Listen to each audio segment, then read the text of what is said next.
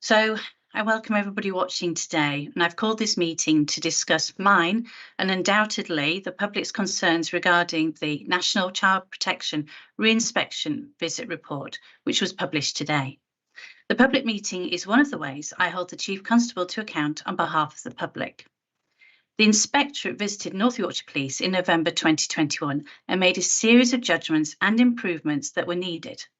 The re-inspection report outcomes are totally unacceptable, given that North Yorkshire Police had a year to improve, and North Yorkshire Police, I believe, have let down the most vulnerable in our society.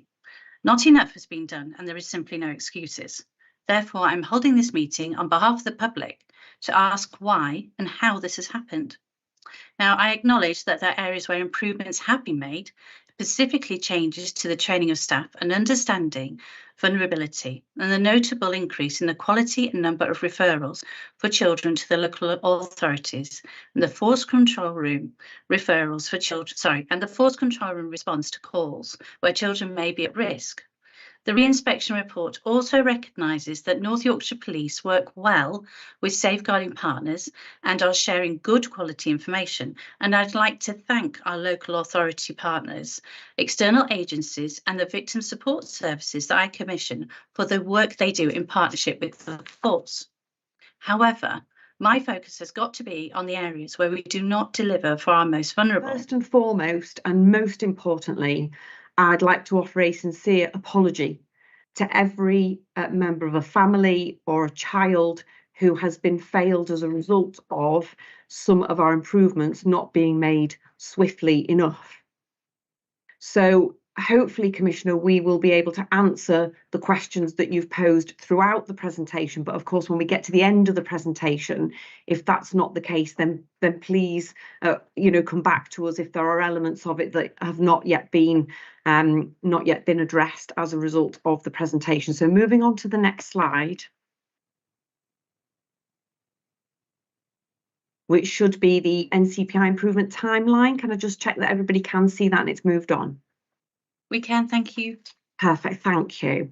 So this just gives an opportunity to talk through the timeline, some of which, Commissioner, you've already mentioned that's taken place throughout the inspection. So as you mentioned, in November 2021, the initial inspection was undertaken and we receive a hot debrief. So that's a verbal debrief from His Majesty's Inspectorate of Constabulary colleagues, and we act on that hot debrief immediately rather than waiting for a draft report or for the final report to be published. So a draft action plan was formulated following that last year, or November 21, should I say, and a gold command structure was set up under the Deputy Chief Constable for oversight to then work through that action plan.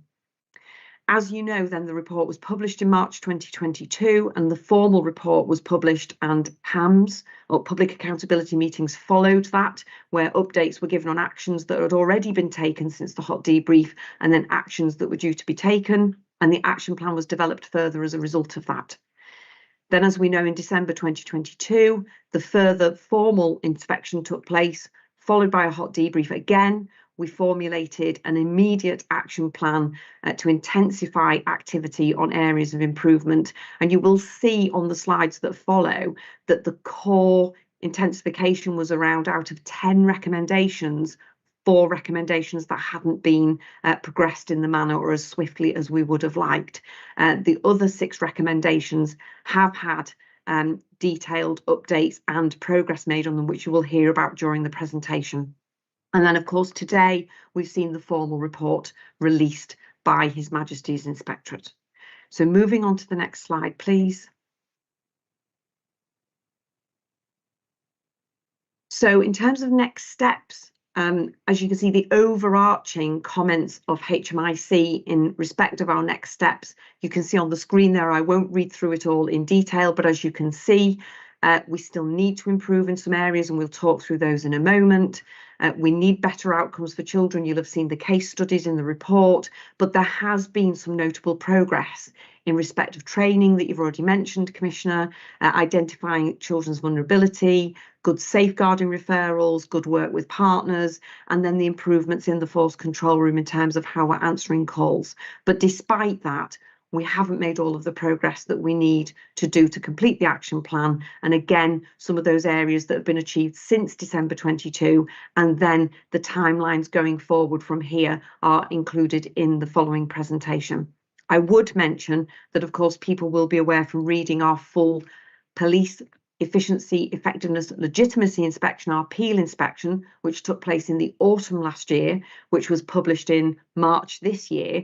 There are also significant areas for improvement in that report that have impacted on the delivery of some of the improvements in the NCPI inspection, notably around demand profiling in terms of what resources are required, and you'll see some of the uplift in resources, and our ability to undertake effective audit and inspection in respect of some of our corporate services being inadequate. So we've got here approved for the second phase 2. You've got this hot debrief in December, and we've just put this through now. Why has there been a time lag there? And I suppose I have concerns that I need to see immediate improvements, and we'll still have time for these for this phase 2 to be implemented. So Lisa, I see you put your hands up. Can you come through? Yes, Commissioner. So as you're aware, and this links back to the Peel report outcomes about our business insight and performance management and demand management work in the background needing to be completed. So some of the demand profiles of the force hadn't been updated as a result of our corporate services not being where they needed to be, or not having the right people with the right skills.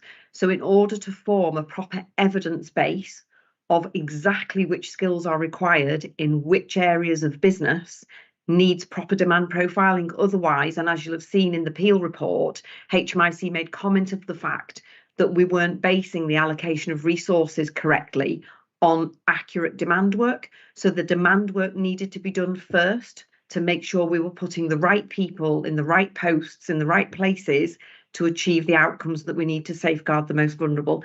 And we didn't want to make a decision. And as you can see, it's a significant reallocation of resource. So this is not growth.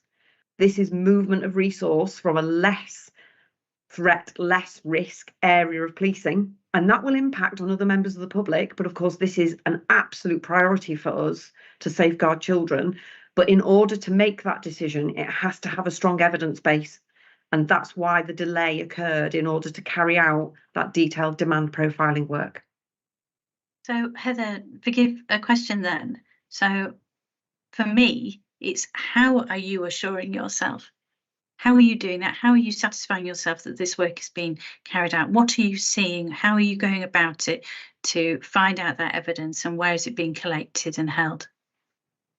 So the inspector has implemented a series of measures within the team, which get held against the sergeants and the constables, and they get monthly reviewed with each individual of the team. But to provide that independent assurance, so they're not marking their own homework, in essence, I have an independent member of quality assurance that is looking at every single action that's been identified for improvement, and is dip sampling and auditing reports from January onwards on our advisor management system to make sure that we're picking up all of those issues. And obviously that feedback then gets fed back to the team. There have been numerous personal briefings by myself and the DCI, and that information and understanding of the team of what the expectations is absolutely clear. So they've got complete clarity of purpose in terms of what they need to do in this particular area of business.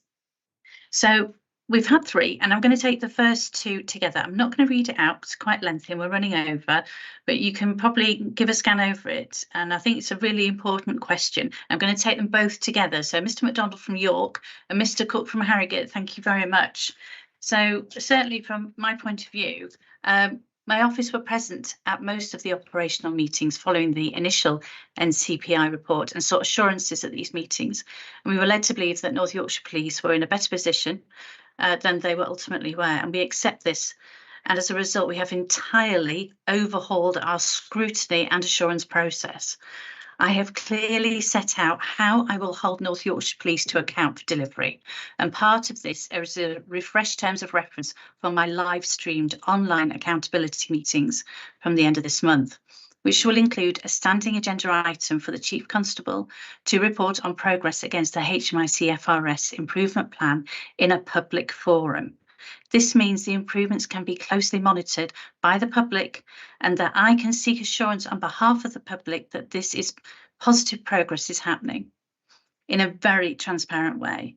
Me and my office's scrutiny work does not stop at these meetings and will continue in every scrutiny panel, Executive Board, HMIC FRS Improvement Board, Risk and Assurance Board, and other frequent interactions I have with the Chief Officers, and where I will expect to receive assurance and, more importantly now than ever, evidence that the services are on track with their plans. I have not accepted what I am told. My team and I have and will require evidence of transformation in all areas of improvement going forward. So all this information and our assurance framework is on my website, which you can access. Please, if you have any questions, I have an open door policy. I am more than happy to take any member of the public through any questions you have about how I and my team scrutinise and work closely with North Yorkshire Police. Right, can we go on to the third question, please?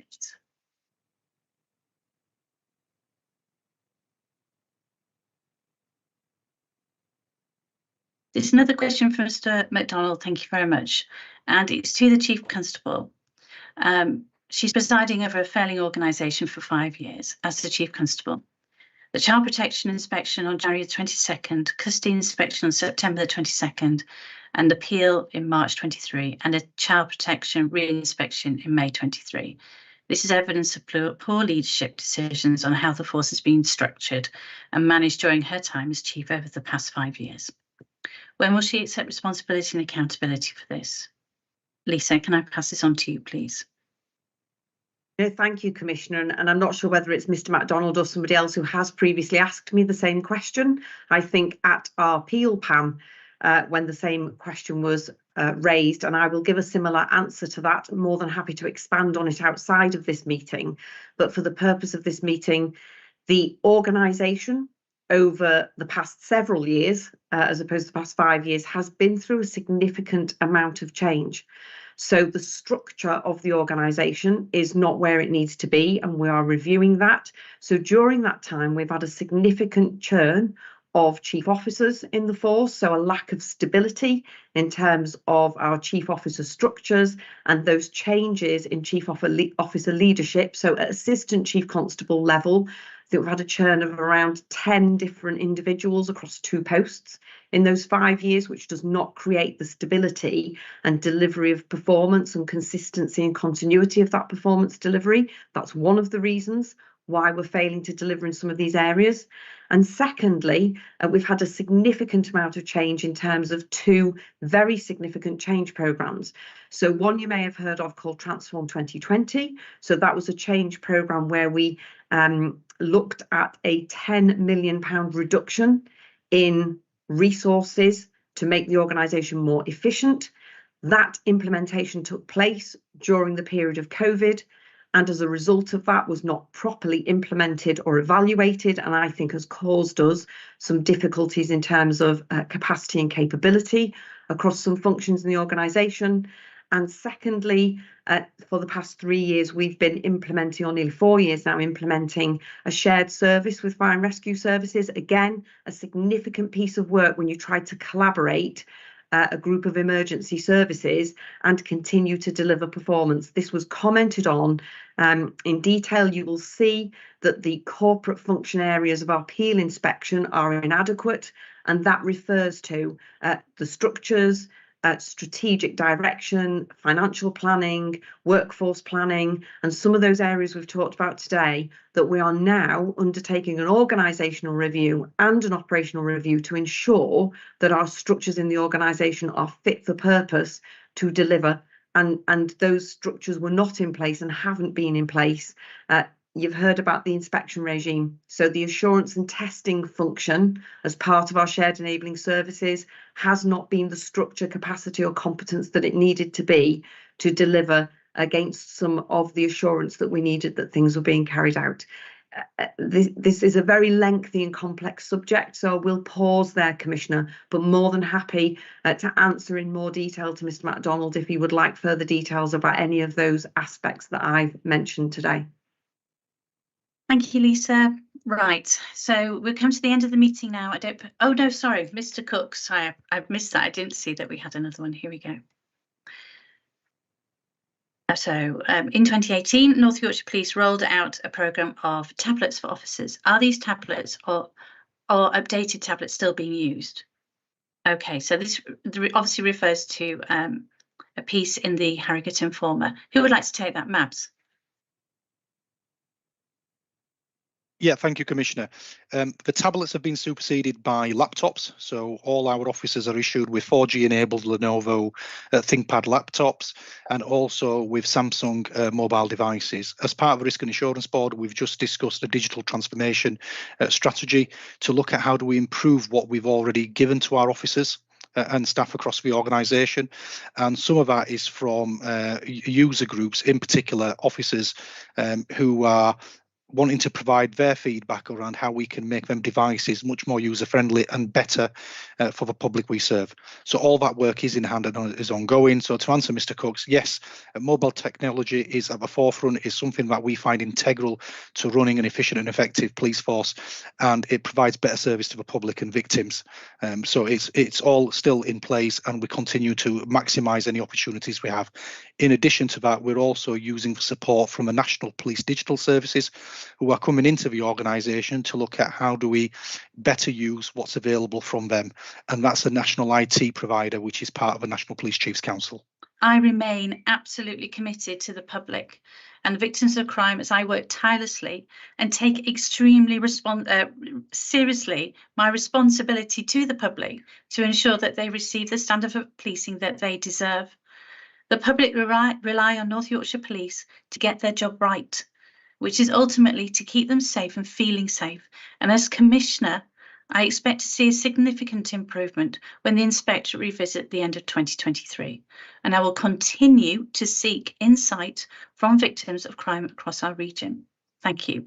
If you have any further questions, please do not hesitate to contact my office. I'm very happy to meet with you and or answer any correspondence. Thank you very much to everybody who's attended and watched this online meeting today.